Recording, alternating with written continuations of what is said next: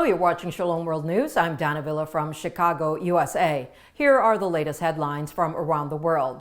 Pope Francis requested a round of applause for women on International Women's Day, which was observed on March 8. He stated they deserve it, and he praised their sensitive hearts and capacity to build a more humane society.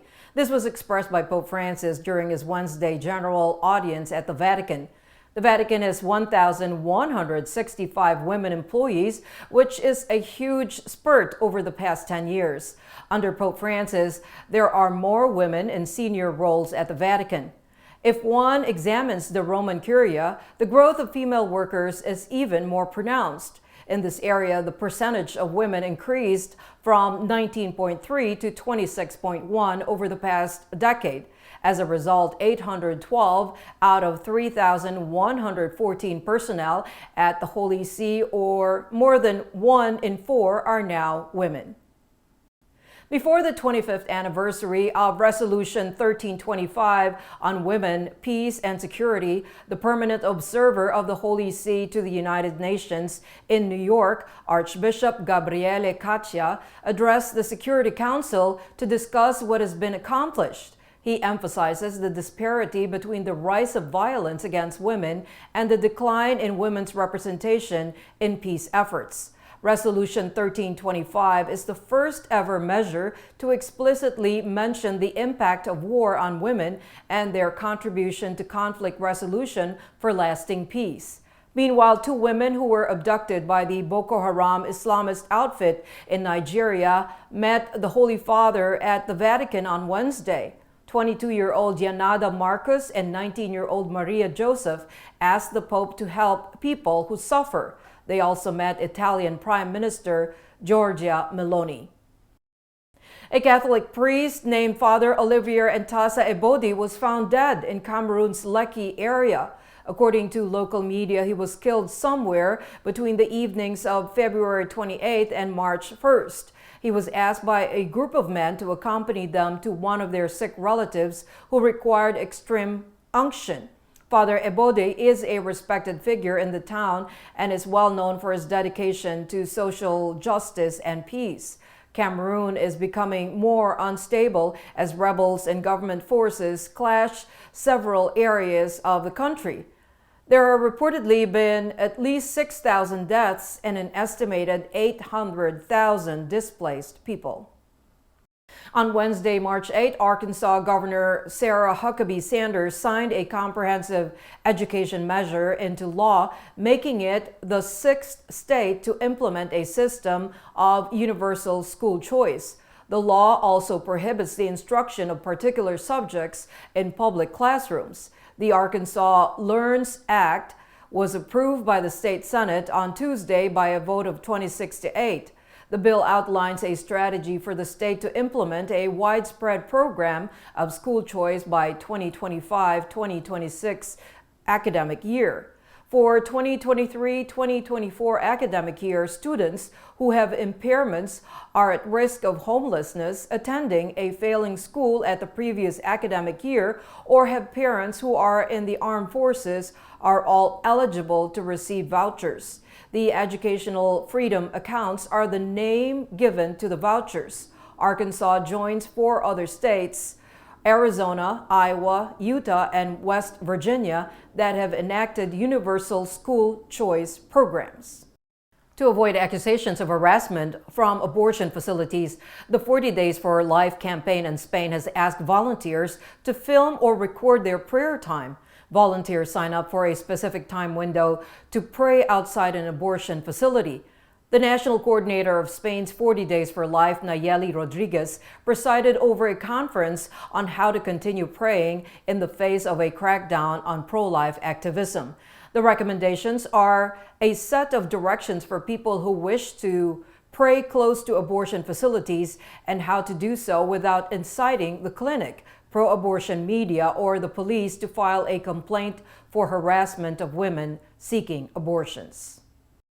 Christopher Smith and Virginia Fox, members of the U.S. Congress, called on the American College of Obstetricians and Gynecologists to stop discrimination against pro-life professionals. The request was published after the institution banned them from appearing at its annual medical education conference, which takes place this week in National Harbor in the state of Maryland. The decision not to include the pro-life gynecologists is hypocritical and outrageous, said the statement by Representatives Chris Smith of New Jersey, Virginia Fox of North Carolina, Chip Roy of Texas, Diana Hertzberger of Tennessee, and Dr. Andy Harris of Maryland. Health professionals should be welcome to present at a conference that is designed to educate the next generation of obstetricians and gynecologists, according to the statement. The persecution of the Catholic Church by the Sandinista regime in Nicaragua is continuing.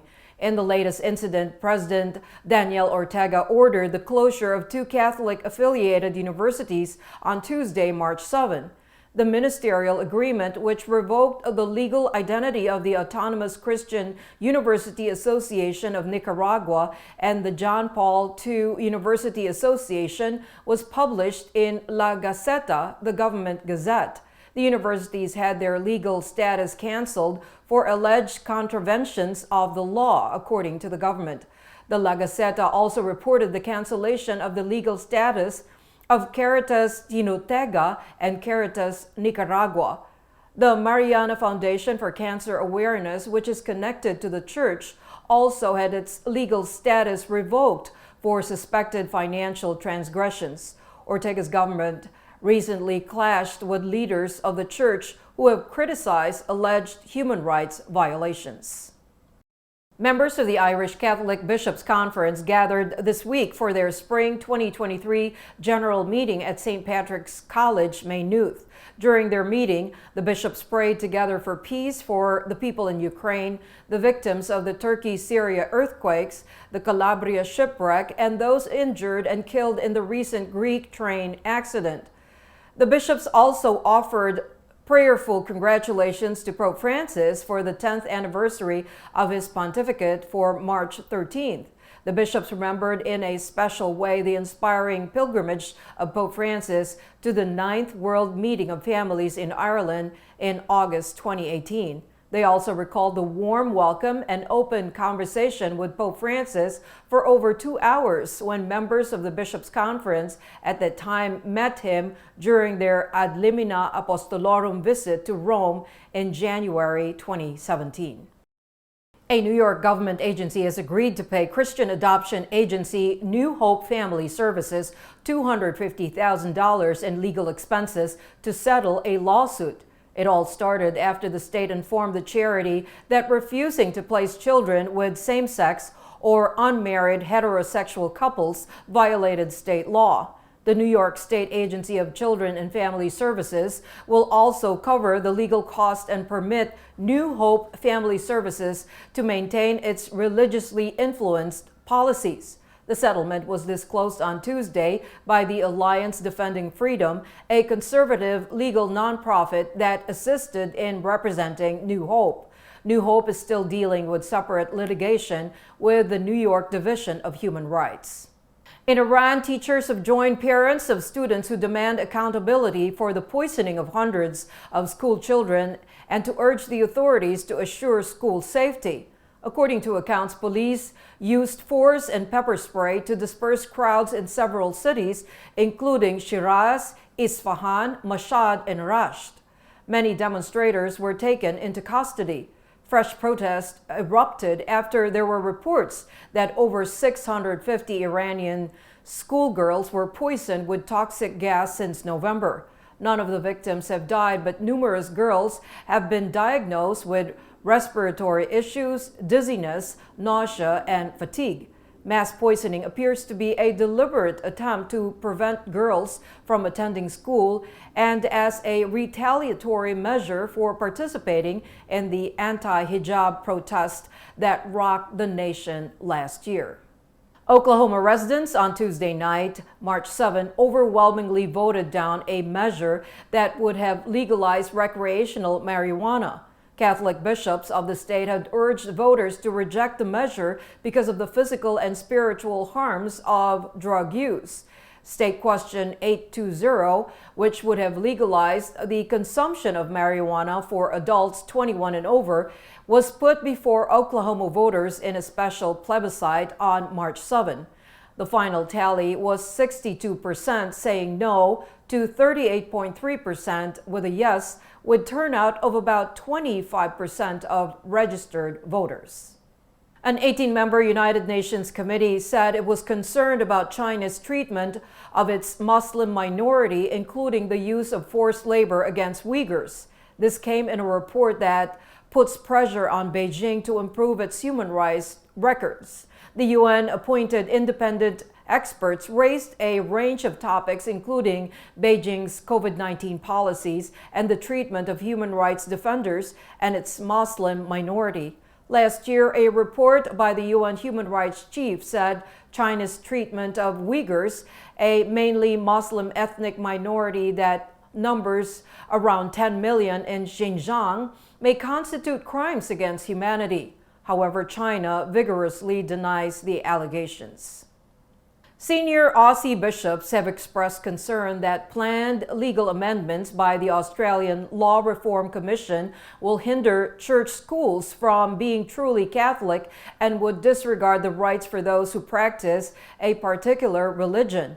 In its submission to the Law Reform Commission's inquiry into religious educational institutions and the anti-discrimination laws, the Australian Catholic Bishops' Conference expressed these concerns. In a recent consultation document, the Law Reform Commission suggested limiting the rights of religious educational institutions to employ personnel who promote the school's religious mission. And those are your latest headlines. Do join us tomorrow. In the meantime, you can visit swnews.org for more updates. Shalom.